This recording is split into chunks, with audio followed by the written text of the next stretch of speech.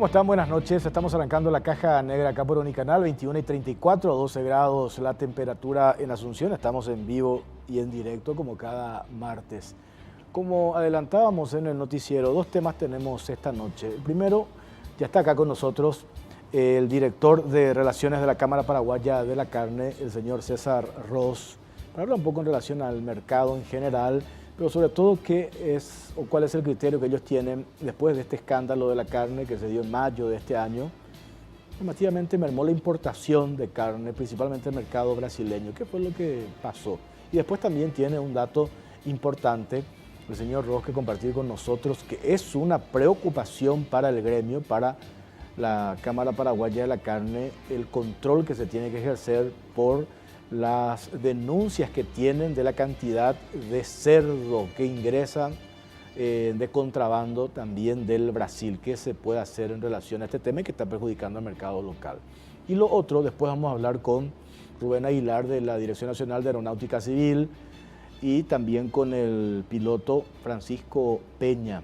Y vamos a tratar de tener un contacto telefónico con los peritos, con quienes están realizando hoy, un trabajo allá en la zona de Ayolas, donde mañana se cumplen 8 días del terrible accidente que pierde la vida 4 funcionarios del gobierno, entre ellos el ministro de Agricultura y Ganadería, Luis Neytim. ¿Cuáles son las hipótesis? ¿Qué es lo que se maneja hoy? Las causas de este accidente. Pero para contextualizar el primer tema que vamos a tocar esta noche, presentamos este informe.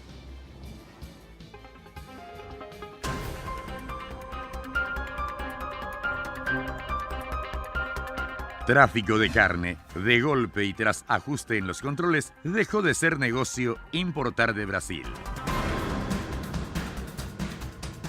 Tras el escándalo detectado por la importación de carne ilegal proveniente principalmente del mercado brasileño y la aplicación de fuertes sanciones a los responsables, los frigoríficos suspendieron abruptamente las importaciones. De acuerdo a registros oficiales, durante el año 2017, los frigoríficos paraguayos importaron un total de 1.133 toneladas de carne de origen principalmente brasileño. Estas cifras se ampliaron significativamente desde enero hasta abril de este año, debido en gran medida al desplome de precios que sufrió la carne brasileña y a la necesidad de abastecer el mercado interno. Según datos obtenidos por la Caja Negra, los empresarios de la carne importaron en el periodo que abarca de enero hasta abril de este año un total de 10.228 toneladas de carne provenientes en gran parte de Brasil, casi 10 veces más que durante todo el año 2017.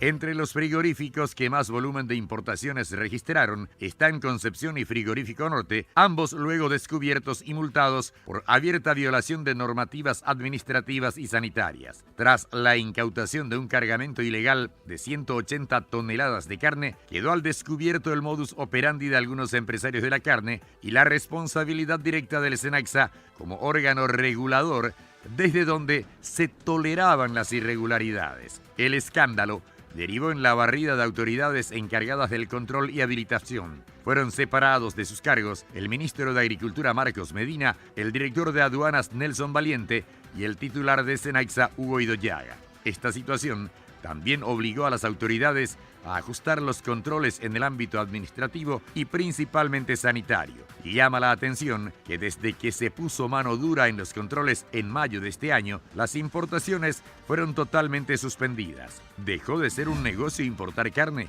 ¿Cómo se explica que los primeros 4 meses del año se importó casi 10 veces más que durante todo el año 2017 y de golpe se paró con el gran negocio de importar? Desde la Cámara Paraguaya de la Carne aseguran que la decisión de suspender las importaciones responde a un acuerdo al que arribaron todos sus miembros para poner en orden la casa y que todo se esclarezca. Ahora se busca afanosamente sostener el negocio de la carne, principalmente con Rusia. Actualmente 3 frigoríficos nacionales están suspendidos para la exportación de carne al mercado ruso.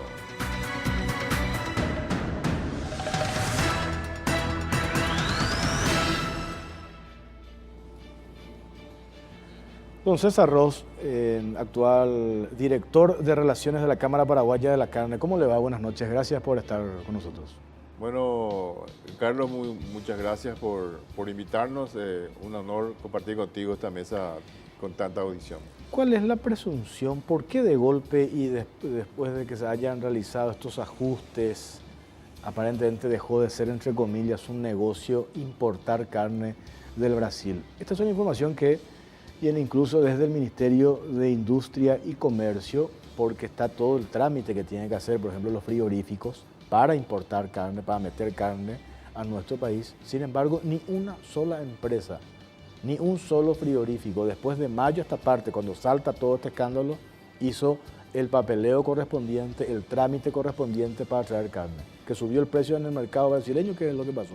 ¿Qué manejan ustedes? No, yo creo que justamente el ajuste de los controles en frontera hizo de que la gente desistiera de intentar hacer las operaciones que se habían hecho, ¿verdad? De cualquier manera, por otro lado, fue una operación puntual y así como estamos viendo, coyuntural de una empresa que fue la que hizo el mayor volumen lejos de importación, ¿verdad? Y bueno, porque tenía seguramente su negocio y como se suspendió, le suspendieron la importación a esa industria, bueno, entonces dejó de importar y probablemente después se desdibujó el negocio, ¿verdad? Las otras industrias, salvo pequeños volúmenes puntuales, tampoco hubo una importación generalizada de carne de Brasil, porque el mercado interno para las industrias de exportación, el mercado interno es un nicho de mercado bastante pequeño, ¿verdad? Las industrias de exportación de carne bovina no están orientadas en su mayor volumen hacia el mercado interno. Por el contrario, las industrias de exportación están orientadas hacia la exportación de la carne que procesan. Y como no se puede reexportar la carne, está prohibido por las regulaciones internacionales sanitarias de todos los países destino de nuestra carne, entonces nunca fue el negocio de todos los frigoríficos, ¿verdad? De manera que podríamos atribuirle a esa circunstancia el hecho de que hoy no haya sido o no sea de interés de los frigoríficos la importación. Sí, para algunas industrias que procesan subproductos o otros productos derivados de carne, que sí podrían utilizar como materia prima, ¿verdad? Que eso sí está permitido. De hecho, la importación no está prohibida. Claro. Pero solo que debe hay ser unos requisitos, unos trámites que se tienen que hacer. Sí, hay unos trámites que se tienen que hacer tanto a nivel de licencia previa del Ministerio de Industria y Comercio como de autorización de importación por parte del Servicio Sanitario y eso debe ser utilizado en el mercado interno. Además, hay un dato muy importante que yo pienso que las autoridades están incorporando el concepto que es el etiquetado.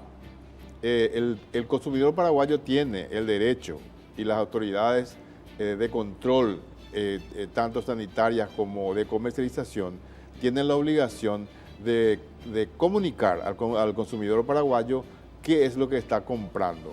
Tanto así sea productos envasados como productos que vienen en granel y se despostan en los puntos de venta y se venden en granel como en carnicería de los supermercados, digamos, para dar un ejemplo práctico, ¿verdad? Entonces eso debe ser, el consumidor paraguayo tiene el derecho, reitero, y las autoridades la obligación de identificar que esa carne no es carne paraguaya, que es carne de origen brasilero. Esa obligación también se impone y se cumple en mayor medida cuando esa importación es envasada, digamos, ¿verdad? Es más fácil el manejo. Entonces se pone una etiqueta o bien etiquetado de origen, que debe ser así, y la gente sabe que está comprando un producto de origen extranjero que no es producido en el Paraguay. Lo otro que podría entenderse, por lo menos esa información que hoy no pude revisar cómo está el precio de la carne en el Brasil. Convengamos, el fenómeno que se había dado a fines del año pasado era que al mercado brasileño le habían cerrado, o sea, al rubro de la carne brasileña le habían cerrado al mercado, entonces tenían una sobredemanda y eso obligó a que bajen su precio. Entonces era rentable para los frigoríficos locales traer la carne del Brasil. Por eso hoy no sabemos cómo está el precio de este producto en el mercado brasileño. Bueno, se da una coyuntura especial en esta circunstancia. El Brasil fue excluido de prácticamente todos los mercados de consumo de carne a nivel mundial, de los principales sobre todo, ¿verdad? Me refiero al mercado ruso. Brasil está bloqueado en todas sus carnes, bovina, porcina y avícola. Lo mismo en los otros mercados de Unión Europea, en otros mercados importantes también lo han excluido, de manera que ellos tienen una gran producción y esa producción no puede ser consumida en todo su porcentaje por el consumo brasilero. Entonces, obviamente, buscan una vía de escape, una vía de comercialización y los precios se han deprimido también en el Brasil, ¿verdad? El ganado en pie también bajó muchísimo en Brasil y la otra coyuntura que coadyuva a esta situación es la devaluación del real, ¿verdad? Entonces se ha producido una gran devaluación del real y eso hace que los productos brasileños sean más baratos para nosotros y para todos los mercados. Entonces esa doble coyuntura generó una presión importante sobre nuestro mercado y generó ese diferencial en costos que hicieron pensar a la gente que podrían beneficiarse haciendo negocios. Esto que usted ahora, don César, está diciendo, me da pie a preguntarle. Por supuesto, esto no justifica, ¿verdad? Pero podría entenderse hoy esto que ustedes saben, y usted que está en este rubro desde el gremio y también por el sector privado, que la carne porcina está ingresando de manera permanente y en grandes cantidades a nuestro mercado. Bueno, eso es así, Carlos, ¿verdad? Yo específicamente sí soy del sector porcino.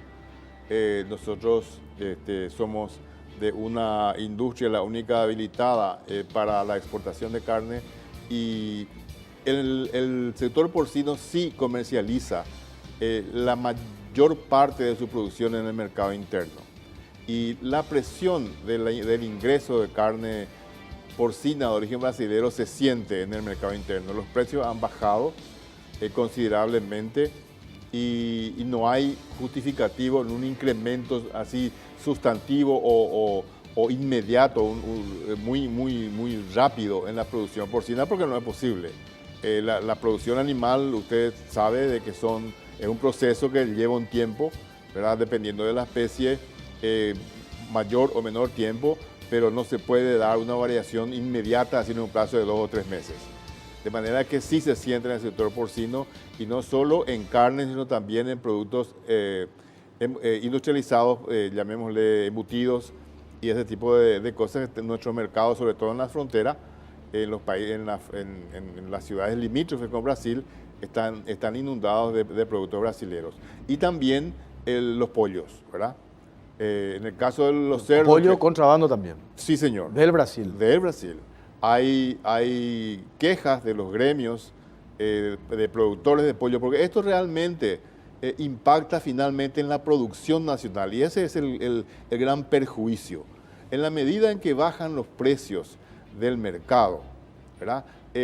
Obviamente nuestra producción se tiene que adecuar a esos precios o dejar de producir.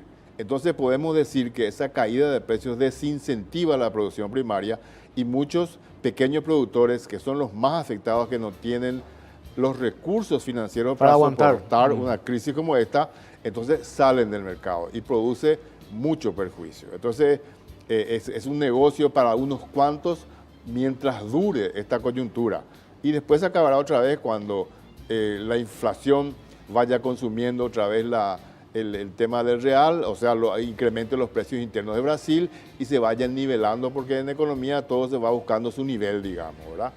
Pero mientras tanto, nosotros hemos sufrido siempre y cada vez que se produce este tipo de coyunturas, ya sea con una devaluación del real tan violenta como tuvo ahora, o la del peso argentino como está teniendo, que ya también están ingresando productos de origen argentino, ¿verdad? No en carnes, pero sí podemos ver de vuelta por las calles oferta de aceite, productos de limpieza, etcétera, etcétera, de origen argentino, que hoy están, por la coyuntura cambiaria, están a precios convenientes para nuestro mercado.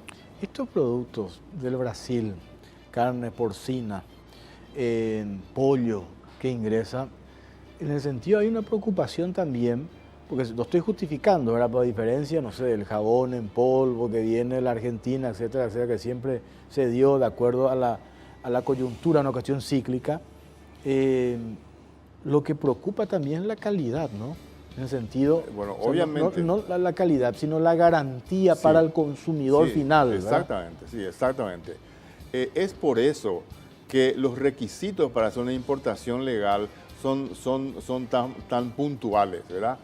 Fundamentalmente, la licencia previa está orientada hacia definir o determinar un volumen de importación que va a ingresar a nuestro país, de manera que no se produzca como se está produciendo ahora un ingreso masivo que afecte directamente a la producción paraguaya, ¿verdad?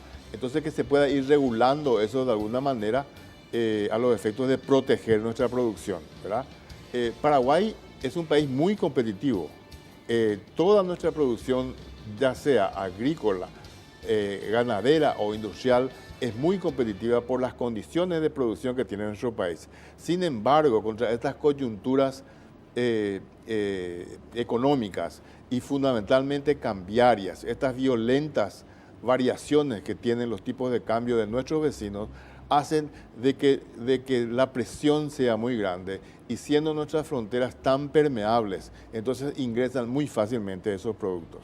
De manera que la licencia previa está orientada al conocimiento por parte de las autoridades de cuál sería el volumen a ser importado. Y la autorización previa del SENACSA está orientada a que esos productos sean importados en condiciones sanitarias acordes con las normativas internacionales. Vale decir que se mantenga la cadena de frío, que provengan de establecimientos habilitados para la exportación y no de cualquier matadero cuyas condiciones sanitarias no son controladas. ¿Ustedes ya tienen, don César, una estimación del perjuicio que puede generar o que ya genera este ingreso masivo de carne porcina principalmente a nuestro país? ¿Ya tienen una estimación? No tenemos una estimación, digamos, monetaria, pero sí hay una depresión de los precios en los puntos de venta que va del orden del 15 al 20%, ¿verdad? ¿Y dónde se vende esto? Porque supongo yo que, no sé, las bocas de un supermercado no va a adquirir un producto que ingrese en estas condiciones. No, yo creo que hay muchas vías, o sea, obviamente es muy difícil decir que se hace de tal o cual forma. Sin embargo, nuestro país ha sido, reitero, muy permeable siempre a este tipo de operaciones, digamos, de contrabando, ¿verdad? Y faltan controles. Hay que, justamente, nosotros estamos trabajando con las autoridades sanitarias, puntualmente con el fallecido ministro Knighting, con el fallecido viceministro de Ganadería y con las autoridades del servicio sanitario a los efectos de conformar una comisión multisectorial y diseñar distintas acciones orientadas hacia el mejor control de las fronteras, sobre todo con Brasil en el tema porcino, ¿verdad?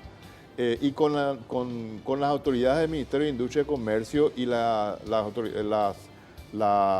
Dirección de Defensa del Consumidor, también convocarlos, estaba previsto dentro de las actividades de esta comisión multidisciplinaria y multisectorial, convocar a las distintas autoridades que ejercen control, incluyendo a la Fiscalía. De manera que estamos con esa problemática, todos los gremios involucrados en estos sectores y en estas actividades de producción industrial, ¿verdad? Con el liderazgo de la Unión Industrial Paraguaya, estamos trabajando con las autoridades a los efectos de minimizar el impacto negativo que tiene sobre nuestra economía esta circunstancia. Tengo que ir a la pausa, don César. A la vuelta me gustaría que comparte usted con la audiencia el tema de la producción de la carne porcina. Nosotros hemos aumentado el volumen de exportación en los últimos años. ¿Es un mercado importante para nosotros o no? Por favor, si me responde a la vuelta de la pausa, ya venimos.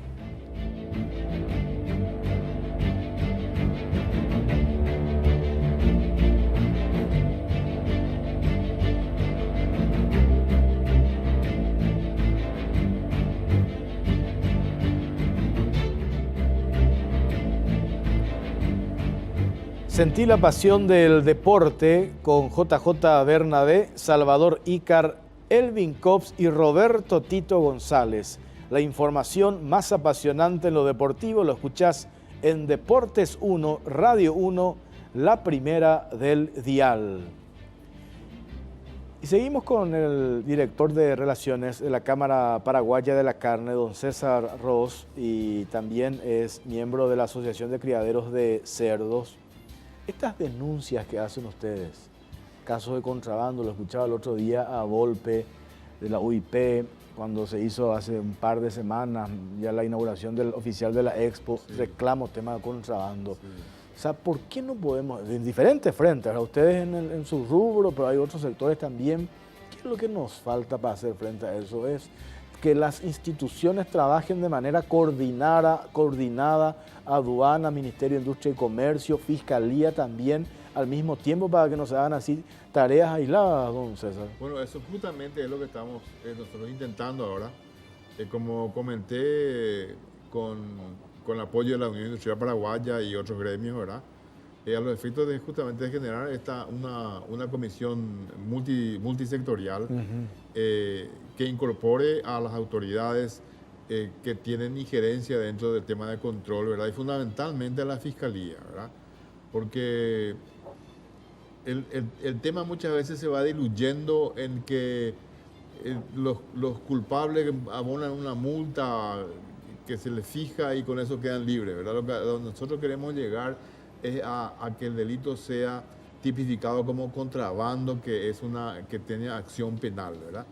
Y eso solamente lo vamos a conseguir a través del esfuerzo conjunto de todos los sectores y de las autoridades. Yo creo que hay hoy una percepción mucho más clara del perjuicio que genera este tipo de actividad y que finalmente redunda, reitero, en perjuicio de la producción nacional.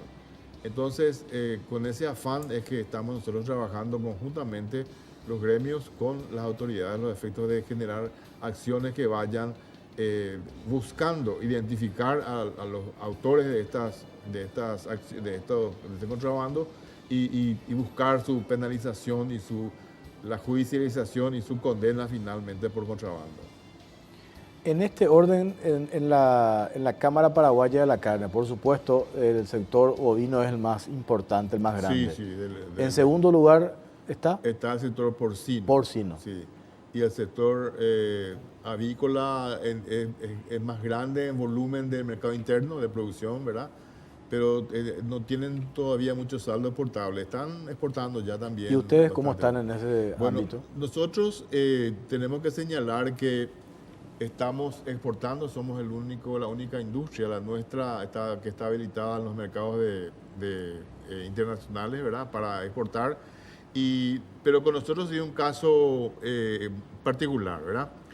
Nosotros hoy aproximadamente el 18% de nuestra faena nomás se va a exportación. El 20-22% este año incluso, bueno, al final se va a equiparar.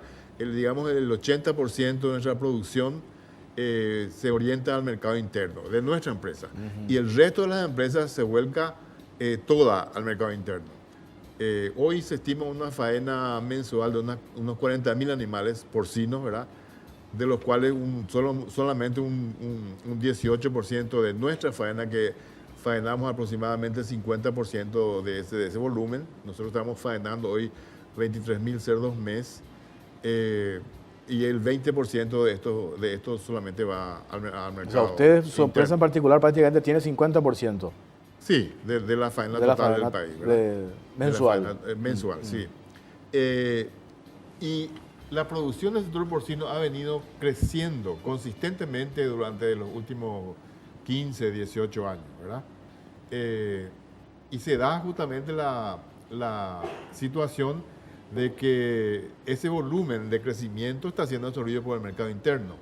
La gente, el consumidor paraguayo, ha percibido que la carne porcina es una carne hoy con todas las condiciones sanitarias, higiénicas necesarias para el consumo, apta también para todo el público, ¿verdad? A precios accesibles y finalmente se están rompiendo los tabúes que tenía la carne, el consumo de carne de cerdo en nuestro país, ¿verdad? Hoy día se sabe que la carne de cerdo es saludable, recomendable, incluso en muchos casos, y también que hoy las condiciones sanitarias en que son ofrecidas al público consumidor son las requeridas por las mejores prácticas y las exigencias internacionales. Hoy este es un sector que está en crecimiento, don César. Totalmente, ha venido creciendo muy consistentemente, muy La meta es seguir sólidamente. entrando de lleno al mercado interno o abrir oportunidades de opción al mercado internacional. Yo creo de que el mercado interno todavía hay espacio para el crecimiento del consumo de carne de cerdo, ¿verdad? Y yo creo que los objetivos de todas las empresas que estamos en el sector se orientan hacia la satisfacción de las demandas del mercado interno. Obviamente la posibilidad de descargar sobre ofertas que hayan en el mercado, como en este caso que está entrando carne brasilera prácticamente sin ningún control, ¿verdad? La posibilidad que tenemos nosotros de descargar ofertas hacia el mercado de la exportación hace de que el impacto en los precios no haya sido demasiado negativo aún, ¿verdad? Pero en la medida que no se pueda controlar o se deje de controlar el ingreso de carne brasilera, porcina de origen brasilero, ese impacto puede ser muy negativo, ¿verdad? Por último, don César, ¿cuál es la expectativa que tienen ustedes en estos dos gremios donde usted está? Asociación de Criaderos de Cerdo, Cámara Paraguaya de la Carne, Liz Kramer, Ministerio de Industria y Comercio, Denis Lichi, Ministerio de Agricultura y Ganadería, nuevo gobierno que asume a partir del 15 de agosto. ¿Hay ya un vínculo, expectativas, relaciones que, sobre todo esta preocupación que usted acaba de exponer, tiene que ver con la amenaza al mercado, al sector, los productos que ingresan de contrabando del Brasil? Sí, señor. Yo puedo hablar mejor, o no mejor, sino puedo hablar con más propiedad, digamos, de Liz Kramer porque la conozco, hemos trabajado con ella en varios aspectos, ¿verdad? En la zona de Itapúa, donde está nuestra empresa, y es una persona absolutamente idónea para las funciones que le está requiriendo el nuevo gobierno que asume. De manera que tenemos muchas expectativas sobre su gestión y la mejor predisposición para colaborar con sus acciones dentro del mercado del Ministerio de Industria y Comercio. Es una persona que conoce el mercado internacional, que tiene las habilidades para promover nuestro país en los mercados internacionales con la misma solvencia que lo hizo el ministro Leite, hoy que está terminando su periodo, de manera que todo el sector privado ve con muy buenos ojos su designación. En cuanto hace al señor Lichi, no lo conozco personalmente, pero sí tenemos referencias muy positivas también. Es un productor, conoce la problemática del campo, conoce la problemática de la producción y estoy seguro que va a saber apreciar en toda su dimensión esta problemática que hoy estamos atravesando. Yo no sé si él está en el rubro piscicultura o avícola, creo que en uno de los piscicultura también hace, creo que un poco de producción avícola, sí. Y también tiene producción agrícola, ¿verdad? Independientemente de este debate que se generó, que no es ingeniero agrónomo, por lo menos conoce el sentir del productor, digamos. Claro, claro, y de cualquier manera, por algo lo habrá designado el presidente electo, seguramente lo conoce mejor que yo, ¿verdad? Pero reitero la opinión que a nosotros nos llegó de él es muy buena, digamos, en el sentido de que es un hombre de campo, un hombre versado en estas actividades productivas, ¿verdad? Y obviamente tiene la preparación por esa experiencia de pensar y de concebir políticas públicas adecuadas para el sostenimiento del sector, ¿verdad?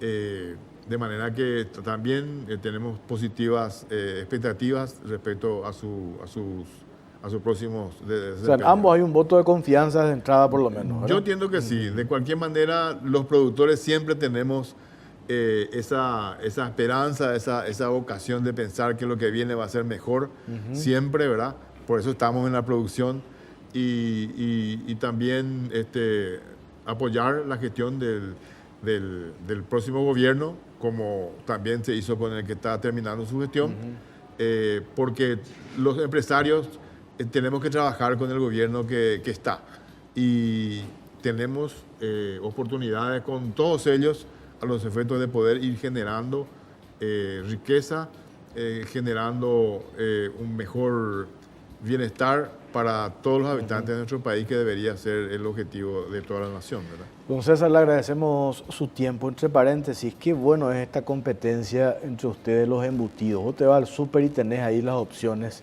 Y cuando hay esa competencia, de repente uno ya no sabe cuál es lo mejor. Esa, me parece, a diferencia de otros países, nosotros estamos marcando y nos estamos especializando en el tema embutidos. Es impresionante. Sí, hay una buena oferta. Sí. Yo creo que nuestros productos tienen la mejor calidad, también igual que en otras latitudes, ¿verdad? Y está creciendo el sector. De manera que esperamos seguir haciéndolo. Paraguay tiene las mejores oportunidades de crecer en la producción porcina y avícola, porque tenemos primero la gente apta para su producción, tenemos la comida de estos animales, el alimento que es fundamental, ¿verdad?, con los granos que producimos en nuestro país, y tenemos abundante disponibilidad de agua, que es otro de los elementos fundamentales para la producción animal.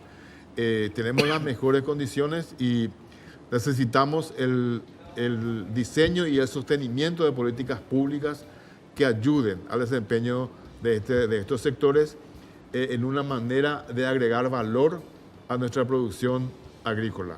Es una manera de que se reparta mejor la riqueza generada por el sector agrícola a través de su conversión en proteína roja, proteína animal, en este caso también con los pollos, que tienen mayor valor agregado. César Ros, muchas gracias por su tiempo de vuelta. A gracias vos, Jorge, por la acompañarnos. invitación, muy amable. A la vuelta de la pausa vamos a hablar sobre el tema avión siniestrado. ¿Qué fue lo que pasó? Las causas de este terrible accidente. Va a estar con nosotros Rubén Aguilar, administrador del Aeropuerto Internacional Silvio Pettirossi, y también Francisco Peña, piloto. A la vuelta de la pausa, ya venimos.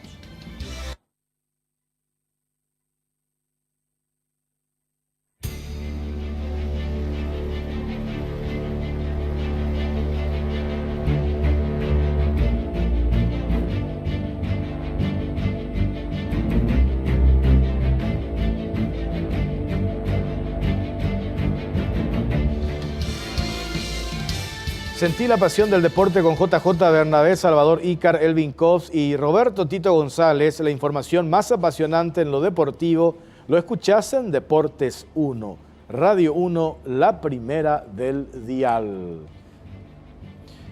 Bueno, están con nosotros ya Rubén Aguilar, administrador del Aeropuerto Internacional Silvio Pettirossi. ¿Cómo estamos, Rubén? Muy buenas noches, don Jorge, y a tu audiencia.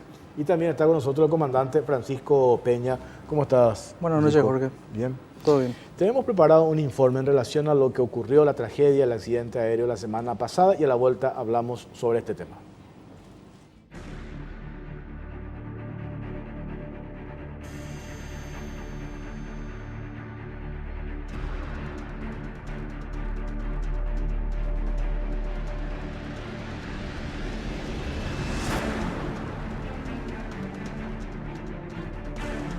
Falla de motor, desorientación espacial o un ataque cardíaco.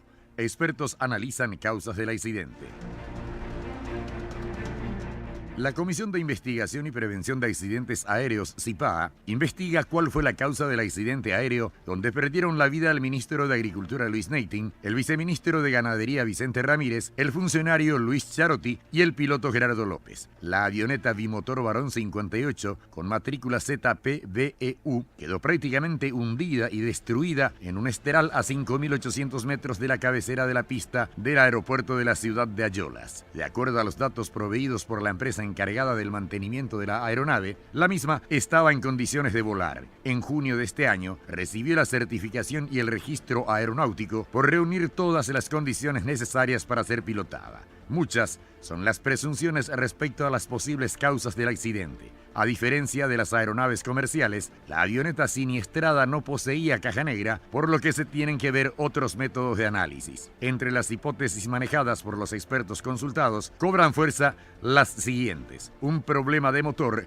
que pudo haberse tratado de un desperfecto mecánico no detectado antes en la aeronave. Esto pudo haber desencadenado una falla fulminante en la cabina, ya que el piloto ni siquiera pudo reaccionar para pedir ayuda. Otra de las hipótesis apunta a una posible desorientación espacial que puede darse cuando uno piensa que lo que está arriba está hacia abajo, o por el efecto estroboscópico de la luz instalada en la punta del ala del avión. Como tercera hipótesis, se maneja que el experimentado piloto Gerardo López, de 70 años de edad, pudo haber sufrido un ataque cardíaco. Determinar finalmente qué fue lo que ocasionó el siniestro requerirá mucho tiempo, ya que implica remover pedazo por pedazo lo que quedó del fuselaje de la avioneta, armar y analizar las probables fallas.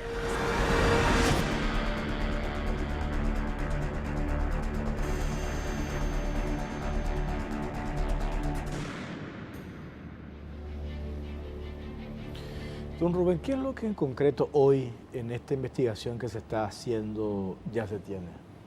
Bueno, en este momento se está recabando y está recogiendo los restos de las aeronaves a cargo del Centro de Investigación y Prevención de Accidentes Aéreos.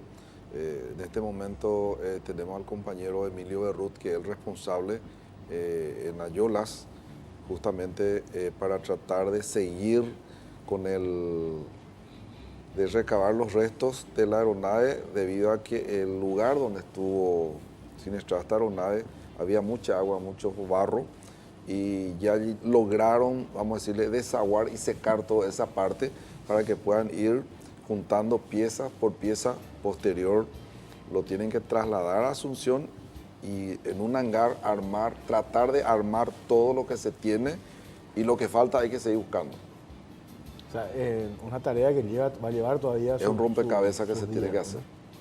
Comandante, ¿cuál es la presunción que manejan ustedes después de ver estas imágenes, con esta cámara de circuito cerrado allí en el aeropuerto de Ayolas? ¿Qué es lo que manejan ustedes? Bueno, como ya había mencionado, este video es una de las pocas evidencias que tenemos acerca de lo que pasó durante los 3 minutos y alrededor de 15 segundos de vuelo.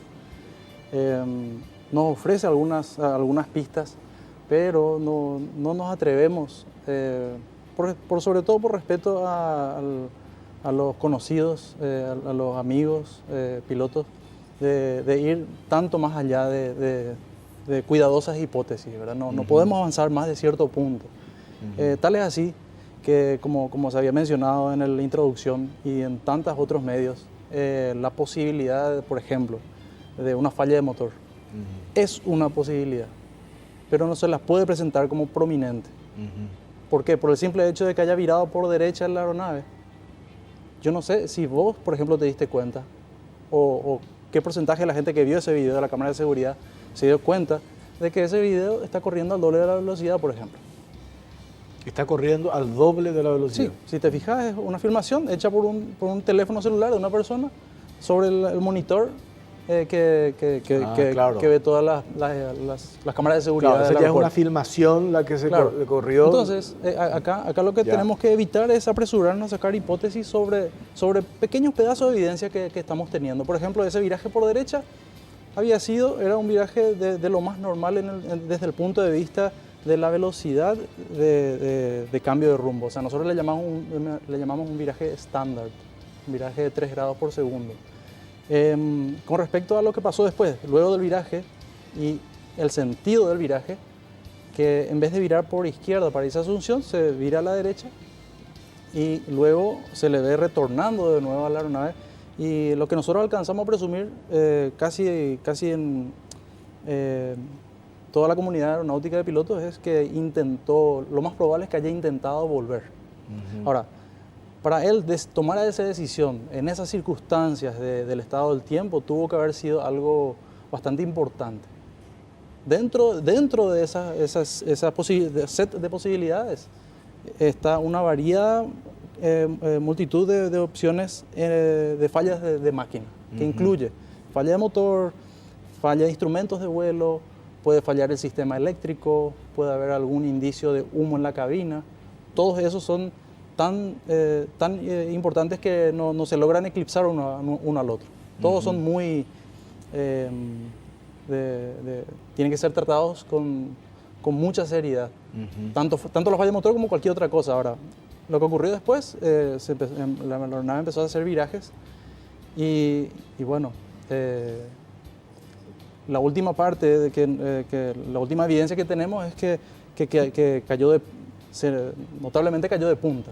Ahora, la razón por la que cayó de punta pudo haber sido la contribución de aquello que nosotros creemos que ocurrió, porque al intentar el piloto, al intentar el comandante volver a la pista, eso le pudo haber causado, entre otras cosas, un exceso de carga de trabajo dentro de la cabina, porque volar exige una determinada cantidad de concentración y volar el avión, más tener que hacer otras funciones, puede sobrepasar ese nivel de capacidad mental, ¿verdad? Tenemos, don Rubén y comandante, un contacto telefónico ahora con Emilio Berruc, que es el investigador de la aeronave siniestrada. Él está ahora en Ayolas. Don Emilio, ¿cómo le va? Buenas noches, gracias por atendernos. Buenas noches, un gusto. Bueno, estamos acá con Rubén Aguilar, también con el comandante Francisco Peña. Queremos saber un poco este avance de la investigación, qué es lo que encontraron y en qué etapa están actualmente, Emilio. Bueno, actualmente, de momento lo que conseguimos fue despejar el lugar y mañana recién estaríamos recibiendo los restos de la aeronave. Ya, hoy lo que hicieron es detectar, fueron hasta el lugar preciso donde cayó la aeronave. No, en realidad se hizo el acordonamiento del lugar para aislar vamos a decir, porque está en un esteral, se hizo un acordonamiento y hoy se estuvo bombeando el agua como para que sea una superficie libre de agua para poder trabajar en el lugar. Y de acuerdo a lo que encontraron, ¿ustedes consideran de que los restos de la aeronave va a poder finalmente determinar y saber qué fue lo que ocurrió? Y esperemos que sí. Estamos iniciando la tarea, vamos a ver qué encontramos ahora y a ver qué elementos de análisis tenemos. Ahora, esta tarea, ¿cuántas personas, aparte de usted, quiénes están involucradas y hay ya un plazo para tener un informe final o ustedes tienen la libertad de trabajar con el tiempo que haga falta para poder llegar a una conclusión? Bueno, el CIPAD tiene todo un equipo de trabajo, estamos entre varias personas, de varios peritos aeronáuticos en diferentes ramas de la parte aeronáutica. El tema del tiempo, no hay un tiempo determinado, lo que tome la investigación, hay que hacer estudios, hay que hacer análisis y una serie de cosas que son difíciles de determinar en cuánto tiempo físicamente va a terminar eso. Hoy las condiciones del tiempo están acompañando para esta labor que arrancaron. Sí, de momento sí, no estamos con ningún inconveniente en ese sentido. Creo que vamos a poder trabajar bien hasta que podamos hacer la pericia en el lugar del accidente y posteriormente vamos a estar retirando las piezas y llevando al laboratorio de Asunción y ahí vamos a seguir la pericia con los restos de la aeronave. Hoy sería muy, así como estamos hablando acá con los señores, muy apresurado ya hacer una estimación de qué fue lo que sucedió. No, de hecho que de momento no estamos todavía recopilando evidencias y muestras para análisis y todavía no tenemos nada en concreto de qué pudo haber ocurrido. Para eso hacemos la investigación. Ahora, esto ustedes una vez que esta tarea que hicieron de sacar todo el agua que hay allí, de drenar para poder rescatar las piezas más importantes, y esto lo tienen que trasladar a Asunción y montar también, como nos decía acá Rubén Aguilar, y a partir de allí se hace el trabajo para que la gente entienda cómo es el procedimiento y la mecánica de esta labor, Emilio. Sí, de hecho el trabajo no es que empieza ya recién, acá estamos en el lugar, por eso justamente queríamos drenar el agua antes de retirar, entonces podemos sacar algunos datos muy importantes del lugar donde cayó la aeronave y posteriormente, por supuesto, vamos a estar analizando parte por parte cada pieza de la aeronave. Bueno, don Emilio, gracias por atendernos, muy amable. Un placer, cuando quiera. Hasta luego. Emilio Berruc, uno de los investigadores que está en Ayolas realizando este trabajo. No va a ser fácil, don Rubén. No, es una tarea muy difícil, más todavía por la situación, vamos a decirle, donde cayó la aeronave. Se complicó todo y se va a seguir complicando porque en la semana tenemos proyectos lluvias nuevamente. Ahora estuvieron tratando de... Esto tiene que sacarlo tiene más que pronto quitar posible, mañana, si Dios quiere, tiene que volver ya a tratar de buscar todas las piezas que puedan retirar y seguramente después van a volver, como le dije a un principio, a fin de ir armando el rompecabezas, porque de una pequeña pieza puede también definirse qué pudo haber pasado. Acá es importante, comandante y don Rubén, puntualizar. Este trabajo que se hace no es para buscar culpables, ni mucho menos, ¿verdad? El objetivo no es eso. No es para nada eso, sino entender y tomar posteriormente las previsiones correspondientes, y ustedes que están en esto van a saber cómo actuar en consecuencia. Ese es el objetivo principal, ¿no? Ese es el objetivo principal, de hecho, del Centro de Investigación y Prevención de Accidentes. Su nombre lo dice justamente. Y nosotros que estamos activamente en la profesión, siempre prestamos muchísima atención acerca de qué detalles pudieron haber sido los factores contribuyentes de un accidente, ¿verdad? Porque nosotros seguimos en la profesión. Y bueno, nos cuidamos mucho y tratamos en grupo aprender y estar lo más más lejos del peligro, ¿verdad? Esa es nuestro ánimo, nuestra motivación. Acá me preguntan, Rubén, cuando mañana se cumplen exactamente 8 días, a esta hora ya estábamos con la incertidumbre, cruce de información, entre paréntesis, pero ¿por qué se demoró tanto saber realmente? Pasaron más de 12 horas, la información de que había una aeronave extraviada se tuvo a las 18:22, y recién al día siguiente, ¿por qué la demora? Nosotros no estamos en condiciones, tenemos equipos. ¿Qué es lo que nos falta para tener información ya lo más pronto posible acerca en situaciones como esta? Bueno, realmente la aeronave se consideró desaparecida desde el momento en que no se tuvo contacto con él. Se esperó que la aeronave pudo haber llegado en Asunción con un problema de equipo de comunicaciones o alguna otra situación que no pudo contactarse con Asunción.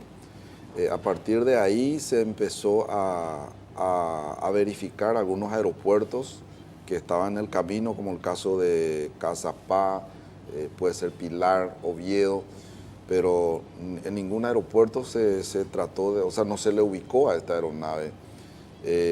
Lógicamente también las condiciones climáticas no estaban como para que podamos salir a buscarle esa misma noche.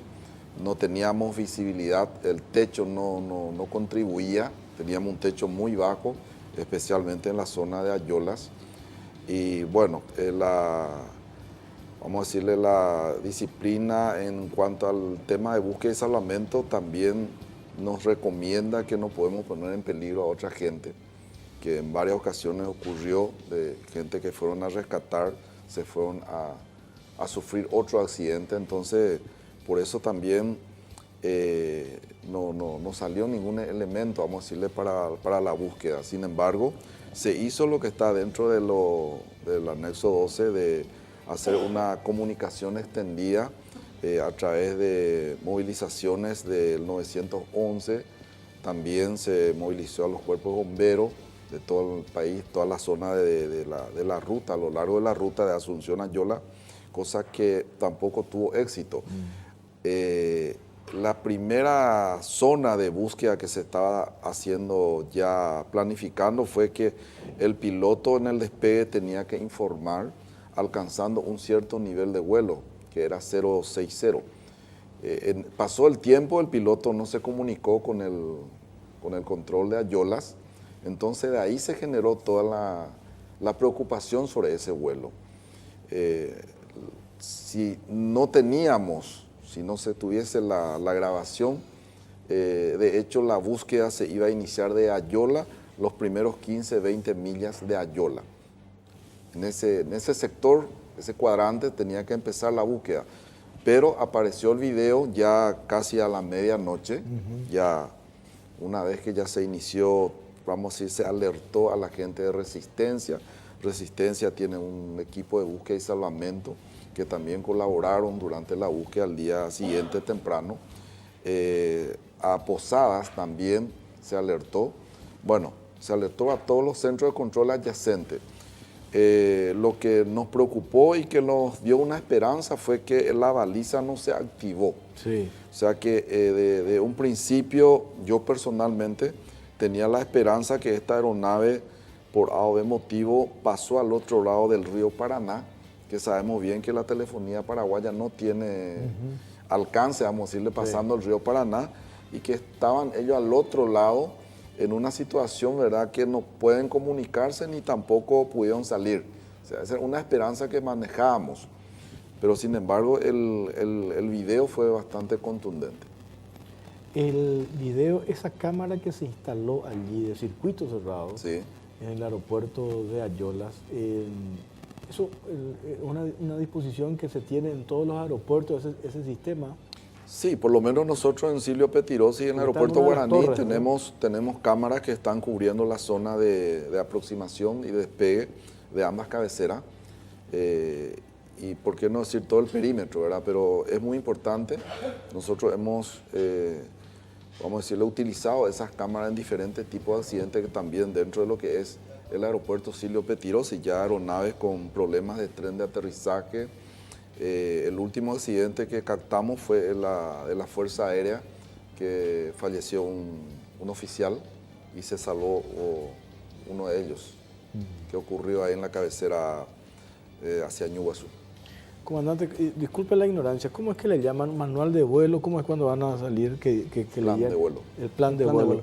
¿Es cierto que eso no se tenía? ¿O eso es necesario para este tipo de vuelos? En aeropuertos privados no presentan casi.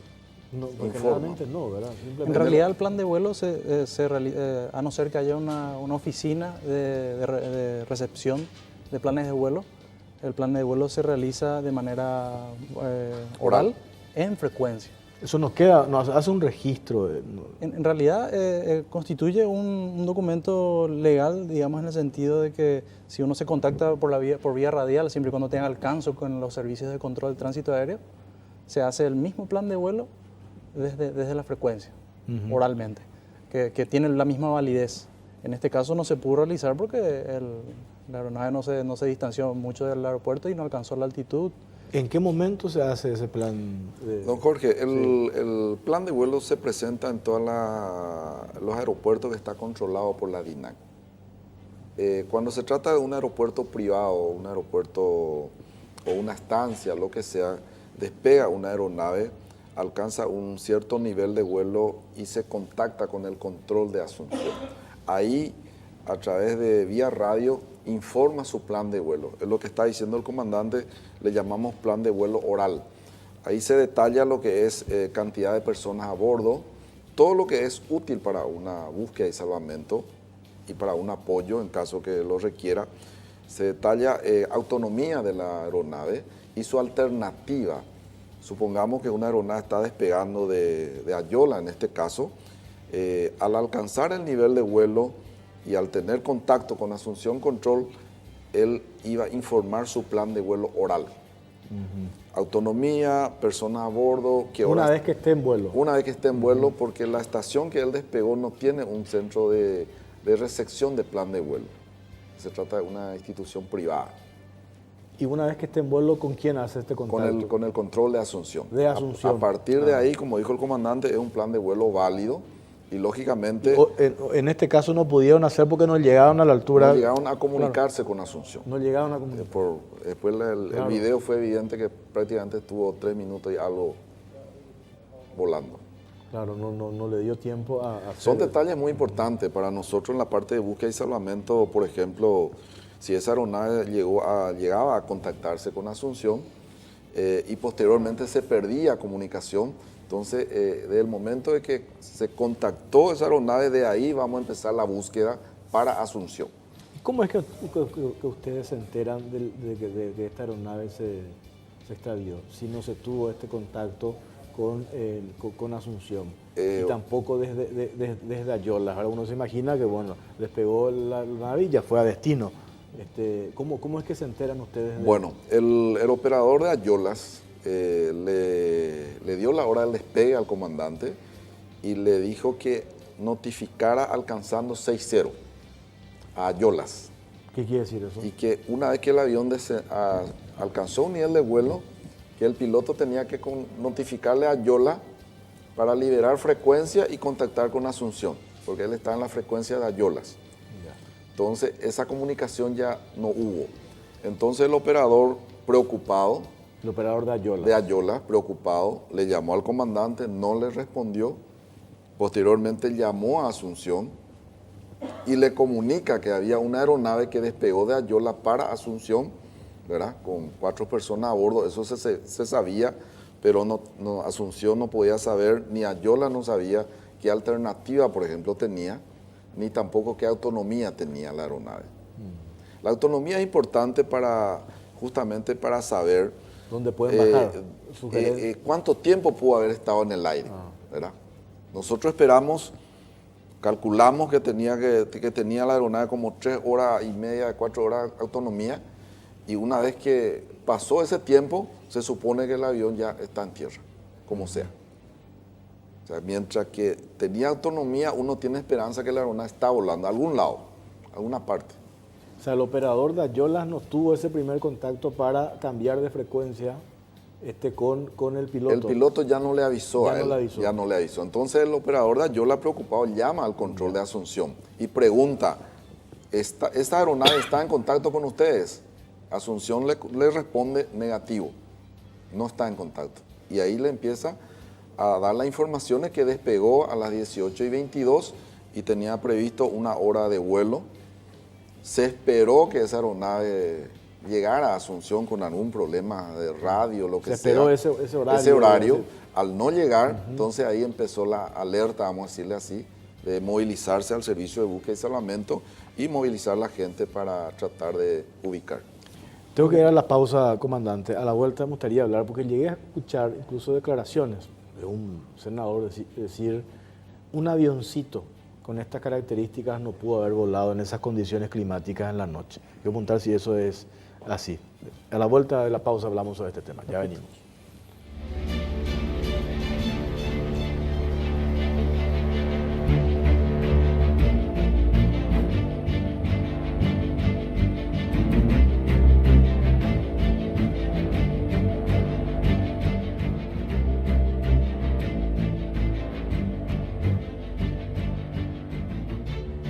Bueno, seguimos en la Caja Negra, estamos en vivo y en directo, 22:41, 10 grados la temperatura en Asunción. A propósito del nombre de nuestro programa, La Caja Negra, inspirado en el rubro de ustedes. No tenía la aeronave. No tenía, ¿verdad? Se llegó a decir que a lo mejor tenía, pero es categórico que no tenía. A esa categoría de aeronaves no le pertenece el requerimiento de contar con una caja registradora de datos de vuelo, ni tampoco de registro de voces. No tiene. A partir de cierta categoría de peso, 12.500 libras en adelante de peso máximo de despegue, es requerido que la aeronave esté equipada con un sistema por lo menos, de registradora de voces. En un momento, eso que le preguntaba antes de ir a la pausa, comandante, le escucho a un senador colorado hacer unas declaraciones sobre esto. Dice, un avioncito, usó ese término, por eso me acuerdo muy bien. Un avioncito de esas características, con ese clima, no tuvo que haber volado. ¿Eso es así?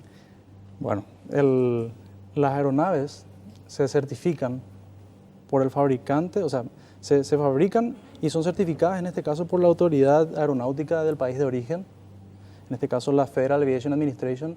Ella le otorga a la aeronave un certificado que le da las limitaciones de en qué condiciones puede volar y en qué condiciones no puede volar. La aeronave estaba habilitada para volar de día, de noche, en condiciones visuales y en condiciones instrumentales. O sea, podía volar de día en condiciones visuales, de día en condiciones instrumentales y de noche la misma cosa. O sea, podía volar en esas condiciones. La aeronave podía volar en esas condiciones. El piloto también podía volar en esas condiciones.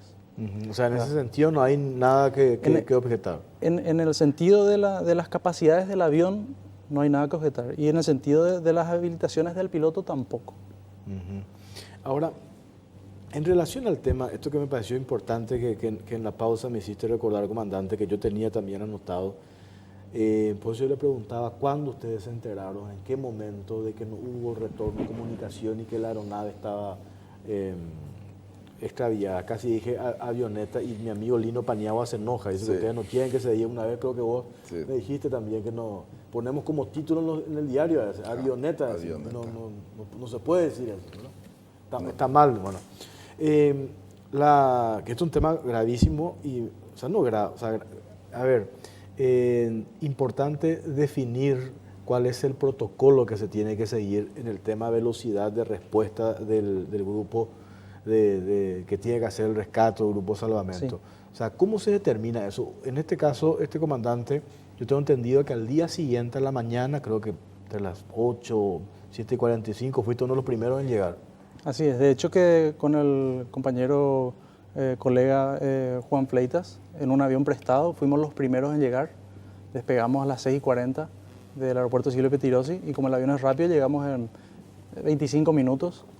Nos encontramos que ya había otra aeronave en vuelo en dirección a la zona, que era un avión pilotado por colegas también conocidos de la Policía Nacional, un avión mucho más pequeño, mucho más precario, pero también en condiciones de enfrentar esas condiciones de vuelo. Terminamos llegando y empezamos a iniciar la búsqueda y terminamos siendo nosotros los que organizamos la primera etapa, que es la búsqueda. O sea, para salvar hay que encontrar primero y para encontrar hay que buscar. O sea, ¿ustedes se fueron directamente al lugar o no? O sea, ¿no tenían esa información? Nosotros con el dato del video ya teníamos una idea de dónde podíamos buscar.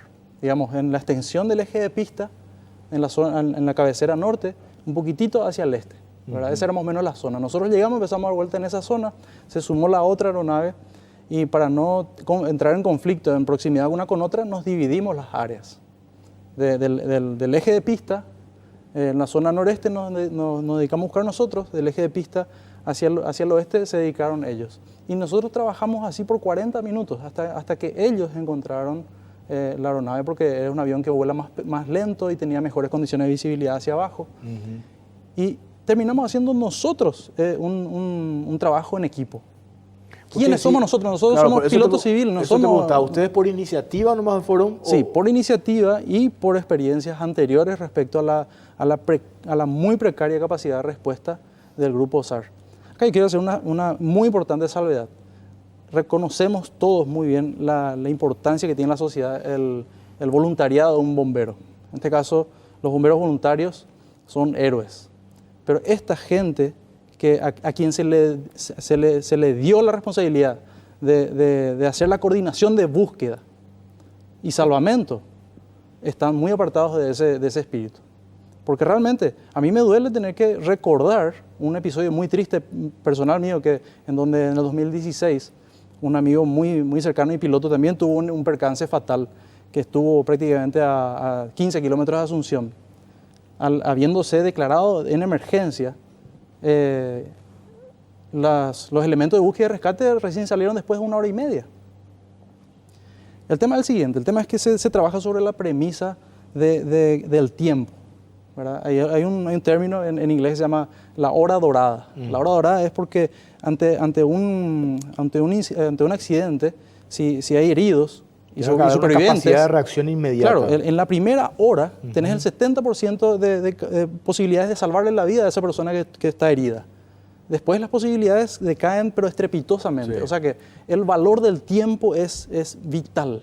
O sea, no hay otra forma de explicar que es demasiado importante. ¿Y qué es lo que a su criterio, comandante, se tuvo que haber hecho en este caso? En este caso. ¿Qué es lo que tuvieron que haber hecho? Resulta que hay un factor que en un principio hasta cierto punto tiene fuerza, que es el que las condiciones al amanecer en Ayolas eran de techo bajo. Sí. Y nosotros, por seguridad, no operamos bajo determinadas, por debajo de ciertas condiciones. Pero el tema es el siguiente: ante una situación de búsqueda y posibilidad de encontrar sobrevivientes, uno puede tomar una serie de opciones. Por ejemplo, uno puede ir y salir a la madrugada y ir a un aeropuerto cercano, en condiciones de noche, un aeropuerto que sí sea capaz de recibirle a uno con todos los instrumentos de apoyo, de ayudas instrumentales, por ejemplo, posadas. O sea, si este avión de los bomberos, si este avión de búsqueda y rescate haya ido, por ejemplo, a Posadas, haya hecho una aproximación ILS a las 4 de la madrugada, esperado que amanezca, amanece y ve que las condiciones están correctas, en 5 minutos estaba en la zona de búsqueda. Claro, aproximarse al lugar lo más pronto posible. Claro, nosotros en frecuencia, que ya estamos llegando, escuchamos que el primer avión de búsqueda y rescate había salido y estaba muy detrás de nosotros. Llegó 40 minutos después.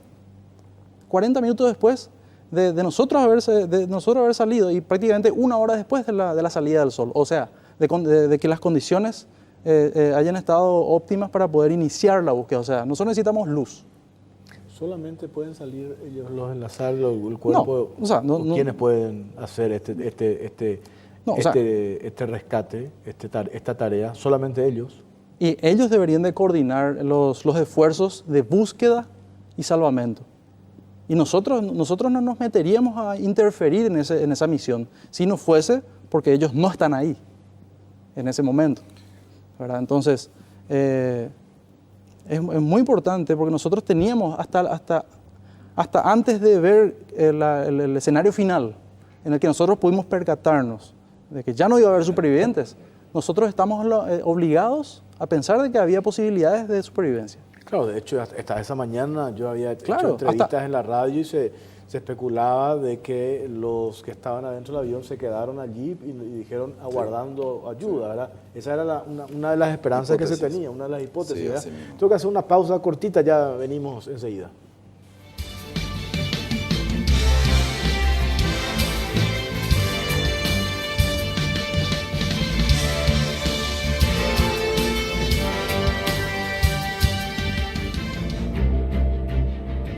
Bueno, último bloque acá en la caja negra. Don Rubén Aguilar, administrador del aeropuerto Silvio Pettirossi, me preguntan acá también, ¿quién define la estrategia de búsqueda en el momento de hacer el rescate? ¿Quién decide? Don Rubén va a ser el encargado y este es el diagrama de cómo se tiene que operar. Bueno, dentro de lo que es el sistema de búsqueda y salvamento existe la figura que se llama coordinador de búsqueda. Ese coordinador de búsqueda es el comandante prácticamente de la búsqueda. Tiene que ser una persona especializada donde empiezan a definir las áreas de búsqueda sobre ciertas informaciones ya analizadas durante el proceso de la desaparición de una aeronave. Porque se analizan muchas cosas, como le dije, combustible, las condiciones del tiempo, si había formaciones de nube en la ruta, dónde podía ir el piloto a la derecha, a la izquierda. Se hace un análisis de una probabilidad inicial de dónde vamos a empezar a buscar, pero tiene que tener fundamento, lógicamente, dentro de la capacidad de un coordinador de definir dónde se va a iniciar la búsqueda. ¿Cómo se activa eso? Porque el momento en que se da la noticia, tenemos una aeronave hay situaciones diferentes. Cuando dijo acá el comandante que en una oportunidad una aeronave que justamente se declaró en emergencia y posteriormente se cayó, lógicamente ya se sabe dónde cayó. No, prácticamente tenés que enviar ya un equipo de rescate. De manera inmediata a un ya lugar preciso y búsqueda, seguro. prácticamente ya sabés dónde está la aeronave. En este caso no teníamos esa información. Nosotros no teníamos. Primero teníamos que haber hecho la búsqueda. Y una vez que se haya detectado el lugar del accidente o ubicado a la aeronave siniestrada, ahí entra el equipo de rescate. Pero inicialmente la búsqueda generalmente se hace con aeronaves, no con helicóptero. Depende mucho también del sector. Se analiza los tramos de búsqueda, porque vos tenés que ir analizando área por área, ¿verdad? Sector por sector, y te vas avanzando. Imagínense hacer una búsqueda de una aeronave que tenía 4 horas de autonomía. Prácticamente hasta Pedro Juan podíamos irnos a buscarla, más todavía inclusive. Pero la tecnología muchas veces... Si no teníamos estas grabaciones en No, circuito cerrado. esto íbamos a empezar de Ayolas. Imagínense si... Es lo que dijiste. íbamos a empezar de Ayola para Asunción, ¿verdad? Y ver las probabilidades también, qué pudo haber pasado, y buscar otras áreas. Lógicamente, esa distribución de tarea es lo que el coordinador de búsqueda tiene que hacer. Y tiene que ver cuáles son los elementos que se disponen para una búsqueda. El equipo de búsqueda, de un escuadrón de búsqueda, no son personas también que a cualquiera le puedes traer. Tienes un personal entrenado que tiene que cumplir exactamente la traza que uno hace para ir cumpliendo esa búsqueda, ¿verdad? El sector, porque tampoco hacer una mala búsqueda y omitiste o no visualizaste el objetivo, prácticamente se consideró como una área ya verificada. Y es un riesgo, pero por eso el personal tiene que estar especializado. Y muchas veces se presentan, como el caso que dice el comandante Francisco, gente que quieren ayudar, gente que quieren colaborar, pero el coordinador tiene que administrar esa gente. Tiene que marcar la Tiene que pauta. administrar. No solamente existe gente que quieran colaborar. Algunos te aparecen con una bola de cristal, ¿verdad? Y te dice dónde está el objetivo. Sin embargo, a todos se le tiene... El coordinador tiene que cuidar esos detalles. Por último, porque nos tenemos que ir, comandante, usted dijo, ustedes llegaron primero, identificaron el lugar donde cayó la aeronave. Sí. Es así, y ya automáticamente determinaron por las condiciones de que es imposible que haya habido sobrevivientes. Así mismo. Así mismo. Y supongamos que tenían la percepción de que pudo haber habido sobrevivientes. ¿Cómo bajaba en una zona así esteral? Es que resulta que para salvar hay que encontrar. O sea, y para encontrar primero hay que buscar. O sea, la primera fase, la primera y la más importante fase es localizar el objetivo. Localizar el objetivo. Que es lo que no se tenía. Y es lo que más, claro, y es lo que más tiempo y recursos demanda. Imagínense, movilizar 1, 2 o 3 aeronaves, repartir áreas de búsqueda, cosa que nosotros hicimos. ¿Por qué? ¿Por qué hicimos nosotros y no el coordinador? El coordinador lo hubiera hecho si es que estaba a la hora, pero como no estaba, como sale tarde, y nos consta por experiencias anteriores, entonces lo tuvimos que hacer nosotros de motivación propia. De hecho, que en nuestro grupo de pilotos, en el grupo de redes sociales de pilotos, ya lo habíamos planteado a la medianoche del día anterior, de preparar un grupo un equipo. Y habían varias aeronaves que se sumaron y bueno, las primeras 2 que salimos, llegamos y ya encontramos. Bueno, comandante Francisco Peña, gracias por su tiempo, muy amable. Gracias, Jorge. Don Rubén Aguilar, muchas gracias. Muchas gracias por la invitación.